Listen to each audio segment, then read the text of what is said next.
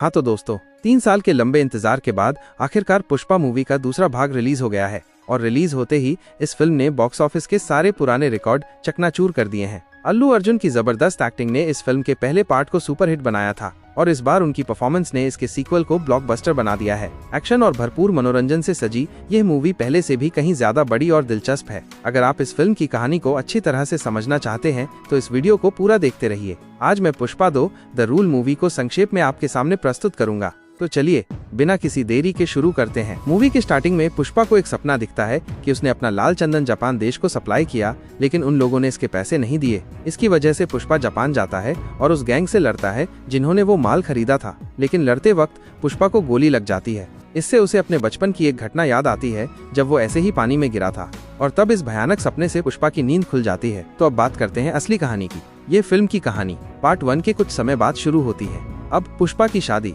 श्रीवल्ली से हो चुकी है और सिंडिकेट का लीडर बनने के बाद उसकी इज्जत और कमाई पहले से कहीं ज्यादा बढ़ गई है। और दूसरी तरफ पुलिस ऑफिसर भंवर सिंह शेखावत, जिसे पुष्पा ने बेइज्जत करके उसके कपड़े उतरवा दिए थे और उसे रिश्वत भी नहीं दी थी, वो अचानक कहीं गायब हो जाता है, जिससे हर किसी को यही लगता है कि वो शर्म के मारे अपनी नौकरी छोड़कर भाग गया है।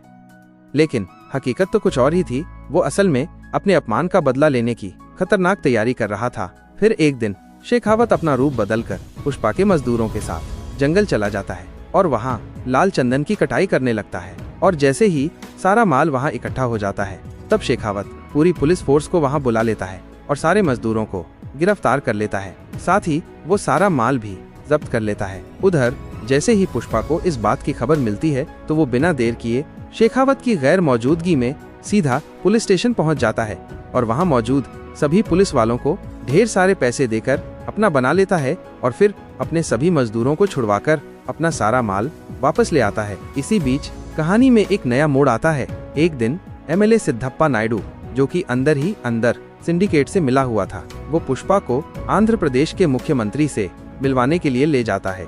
कहानी उस मोड़ पर पहुंचती है जब जाते समय श्रीवल्ली पुष्पा से चीफ मिनिस्टर के साथ एक फोटो लेने का आग्रह करती है। पुष्पा अपनी पत्नी की इस छोटी सी इच्छा को पूरी करने के लिए सहजता से तैयार हो जाता है, परंतु चीफ मिनिस्टर इस अनुरोध को स्पष्ट रूप से अस्वीकार कर देते हैं। उनका मानना है कि एक स्मगलर के साथ फोटो खिंचवाने से उनकी पब्लिक इमेज धूमिल हो सकती है।